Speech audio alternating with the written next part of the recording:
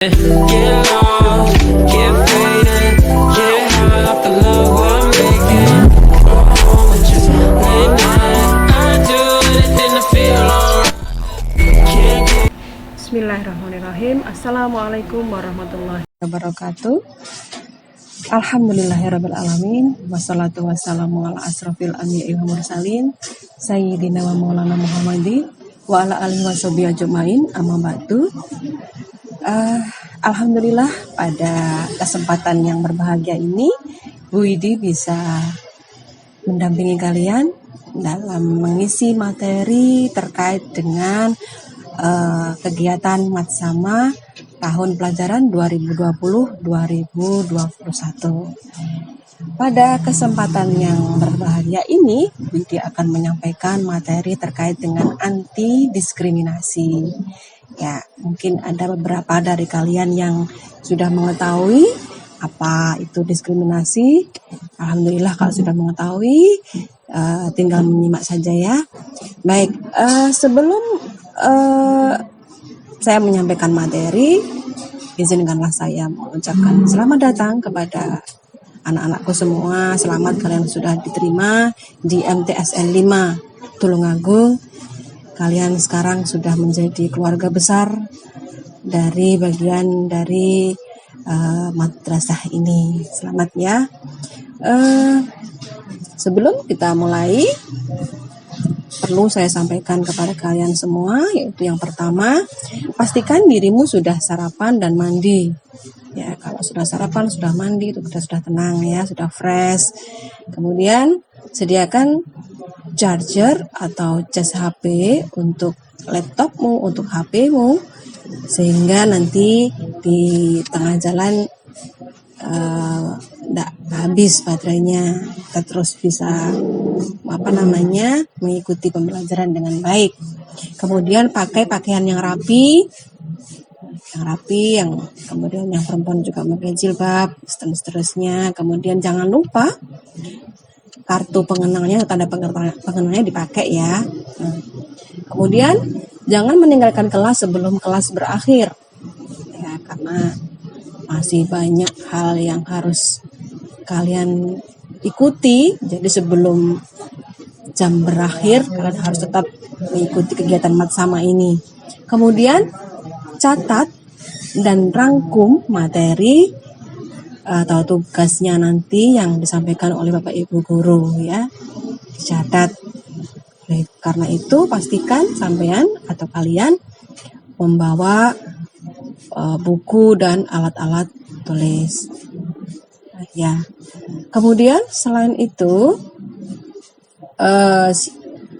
nanti ketika nanti ada kesimpulan atau yang bisa disimpulkan dari materi kali ini dicatat ya, karena nanti sewaktu-waktu bisa ditanyakan oleh panitia Matsama.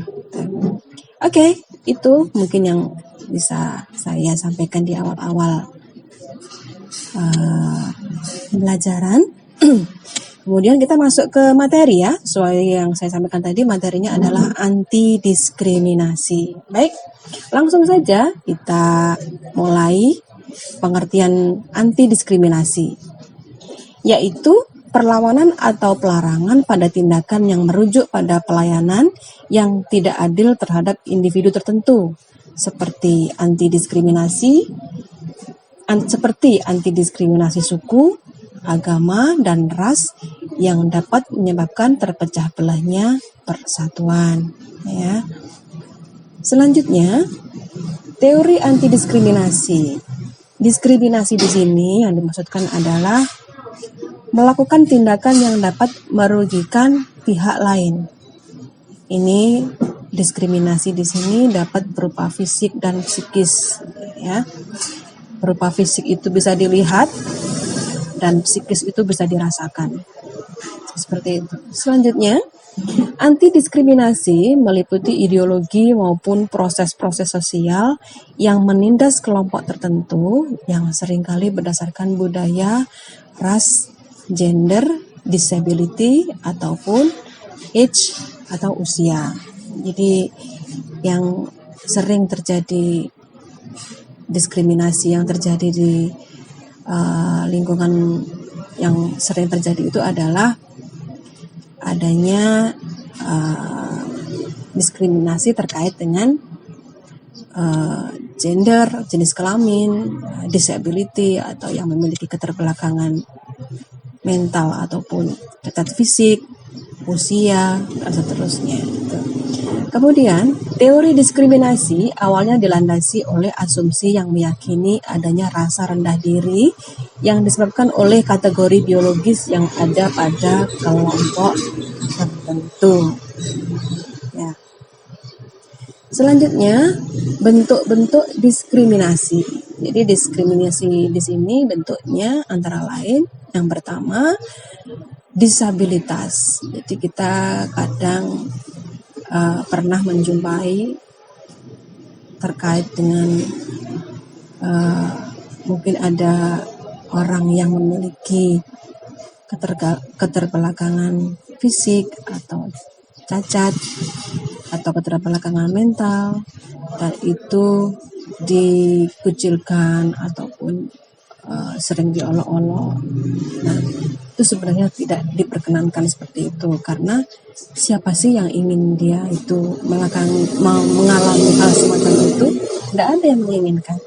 Mereka terlahir sebagai yang memiliki keterbelakangan seperti itu.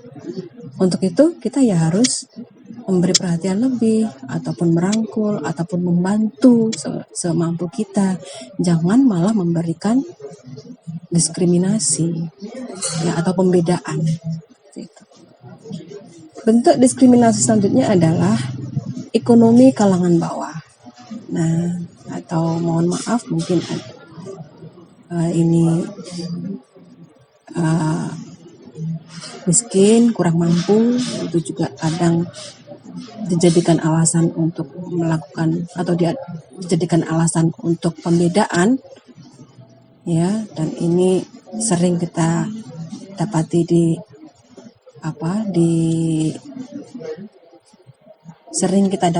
di sekitar kita. Yang ketiga, tidak memiliki orang tua. Kemudian tidak memiliki barang-barang seperti teman yang lainnya. Jadi kadang ada teman yang tidak memiliki barang-barang yang bagus seperti yang lainnya, kemudian tidak dijadikan teman atau mungkin dia dikucilkan. Nah, semacam itu juga tidak diperkenankan ya. Selanjutnya, bentuk fisik. Bentuk fisik itu yang bisa diamati ya, bisa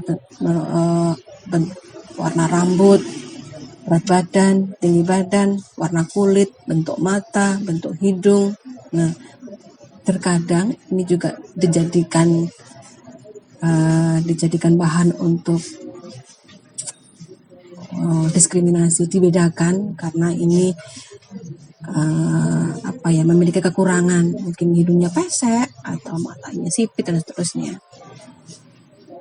Ya, kalaupun ada diskriminasi terkait dengan ini, sebenarnya kalau misalkan kalian itu mengucilkan ataupun kalian itu membedakan, itu berarti kalian tidak mensyukuri adanya ciptaan dari Allah, karena semua yang terjadi di dalam diri kita itu diciptakan oleh Allah ya. Jadi kalau misalkan kalian mengejek atau apa, berarti sama dengan mengejek Allah, dan itu tidak diperkenankan. Itu bisa masuk ke kategori dosa ya, dan kita harus menghindari itu. Kemudian bentuk diskriminasi selanjutnya adalah perbedaan nilai lulusan sekolah favorit. Kadang ada ya yang memiliki nilai yang di bawah rata-rata, terus kemudian dikucilkan ataupun kemudian didiskriminasi seperti itu juga tidak diperkenankan. Selanjutnya adalah memiliki banyak saudara. Itu ciri-ciri bentuk-bentuk diskriminasi yang sering terjadi di sekitar kita. Selanjutnya, hasil dari diskriminasi di sini biasanya bisa dilihat seperti adanya bullying atau perundungan yang berakhir dengan kekerasan biasanya terjadi di sekolah. Nah, bullying di sini biasanya itu dikerjakan bersama-sama, di mana satu orang dikerjai secara bersama-sama karena adanya alasan yang seperti yang saya sampaikan di awal tadi. Adanya suatu masalah dengan satu orang, kemudian teman-teman yang kemudian diajak untuk membullying atau membuat si korban menjadi tidak nyaman di lingkungan tertentu. Memang terkadang terjadi di sekolah, tapi tidak semua terjadi di sekolah.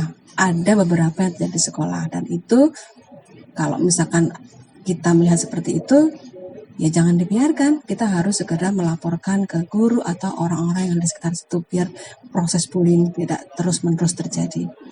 Kenakalan anak-anak yang di luar batas wajar. Nah, terkadang ada teman-teman yang memiliki masalah kemudian melakukan kenakalan dibanding teman-teman yang lain, dan itu kemudian dikucilkan dan diberi stigma bahwa anak ini nakal. Tidak seperti itu.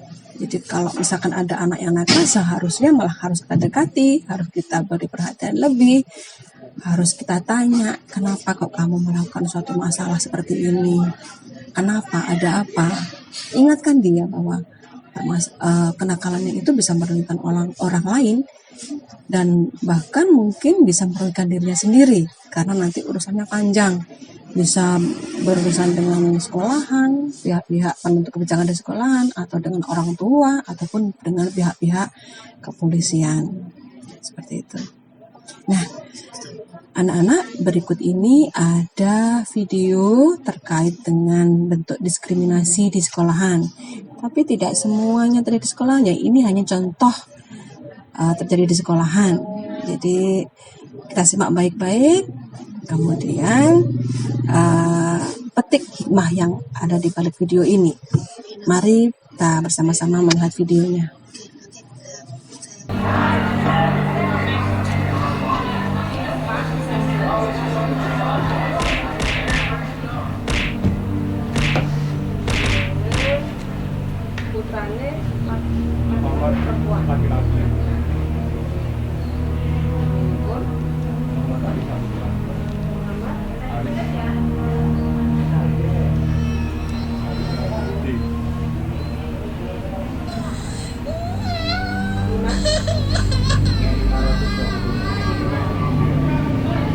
Tahukah kamu, kekerasan di sekolah sering terjadi di Indonesia. Dari tahun 2013 hingga 2014, jumlah kekerasan di sekolah naik sampai dengan 16% yang dilakukan anak usia di bawah 14 tahun. Dan itu dilakukan di sekolah. Hampir setiap sekolah yang ada di Indonesia pasti terdapat kasus kekerasan di sekolah. Dari tingkat universitas, menurut ke SMA, lalu SMP, bahkan sampai ke SD. Bagaimana caranya? Biasanya, kekerasan dilakukan dengan banyak hal, seperti secara verbal, secara fisik, secara rasional, dan elektronik. Sebagai contoh, bila ada anak yang terlihat gendut atau berbadan besar, biasanya orang di sekitarnya akan mengata-ngatainya dengan berkataan yang tidak enak. Ada pula mereka yang merasa asik iseng dan membuat si anak culun menjadi bahan lelucon. Baik, itu tadi video terkait dengan contoh diskriminasi yang ada di sekolah. Tapi kalian tidak perlu khawatir, itu adalah contoh saja ya. Kemudian untuk selanjutnya, apabila nanti kalian misalkan di sekolah mengalami hal semacam itu, misalkan kalian sebagai korban, kalian jangan khawatir, jangan terpuruk. Kalian misalkan mengalami hal semacam itu, laporkan kepada kami, kepada guru, pada pihak-pihak yang terkait di sekolah bahwa kalian mengalami hal itu, biar kami bisa segera melacak atau segera menindaklanjuti terkait dengan permasalahan yang kamu alami. kalaupun kalian sebagai pelaku, kalian harus segera menyadarinya bahwa perilaku kalian itu tuh tidak baik dan bisa menimbulkan permasalahan terkait dengan sekolah kalian, maupun nanti bisa berurusan dengan kepolisian. Itu yang terkait dengan video tadi. Kemudian kesimpulan yang bisa saya sampaikan pada kesempatan yang kali ini adalah, yang pertama, diskriminasi bisa dialami oleh siapa saja, kapan saja, dan di mana saja. Jadi tidak hanya di sekolahan sebenarnya ya, cuman tadi hanya contoh sekilas saja.